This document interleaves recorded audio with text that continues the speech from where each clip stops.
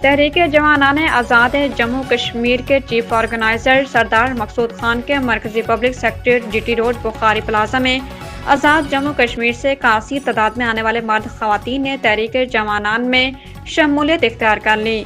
اس موقع پر شمولیت کرنے والوں میں سردار کبیر، سردار میمن، میڈم فرح، امجد حسین کی قیادت میں آنے والے افراد نے میڈیا سے گفتگو کرتے ہوئے کہا کہ چیف آرگنائزر سردار مقصود خان کی قیادت میں ہم متحد و منظم ہیں۔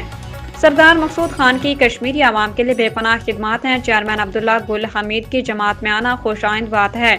اسی بنا پر روز بروز کشمیر کی بڑی عوام شامل ہو رہی ہے۔ انہوں نے مزید کہا کہ سردار مقصود خان کشمیری عوام کے مسائل کو پارٹی جوائن کرنے سے پہلے خدمت خلق کر رہے ہیں۔